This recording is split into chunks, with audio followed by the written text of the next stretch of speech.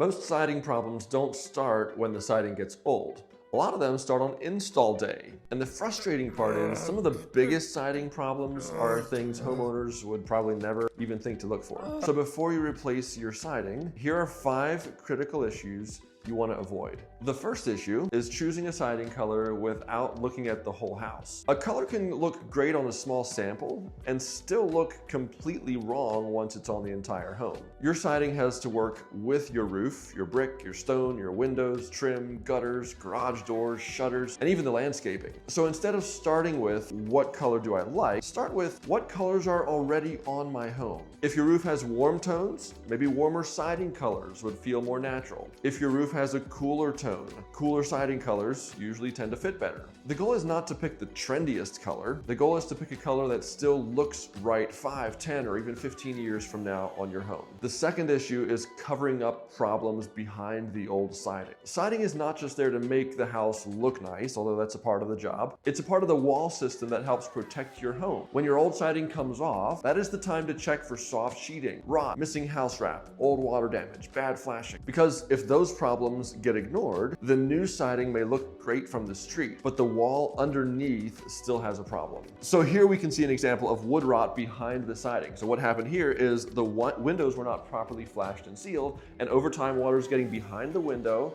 at the flashing and then back behind the siding and rotting that entire wood structure out right there underneath the window.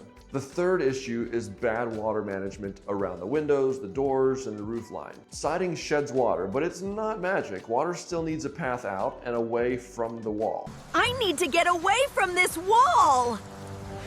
That's why details around windows, doors, roof line matter so much. Proper drainage details are not the exciting parts of the project, but they are some of the most important parts. When those details are missed or overlooked, you may not notice it right away, but water is patient. And if water keeps finding its way behind the siding, it can lead to rot, leaks, and repairs that could have been avoided the first time around. So here we can see bad water management where the roof intersects with the wall on the vinyl siding. What happens is it's very easy, if you don't have kick-out flashing, for water to get right in there at the bottom edge of the roof and then get down behind the siding. And it's very common to see the entire side of the wall rotted out from the roof line down to the ground because water is entering at this point where somebody didn't flash it off when they were installing the siding.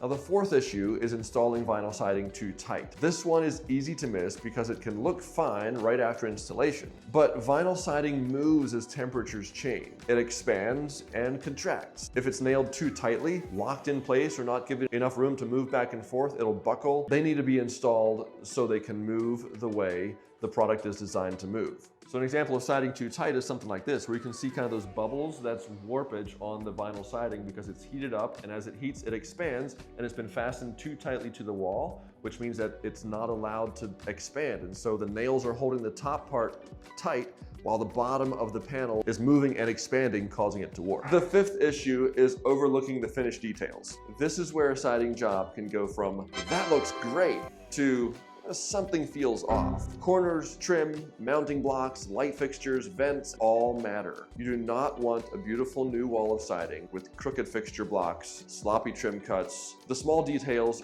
are what your eye notices every time you pull into the driveway. And once you see it, good luck unseeing it. Details really matter. As we can see on this one right here by the window, the trim is cut short. There's exposed wood.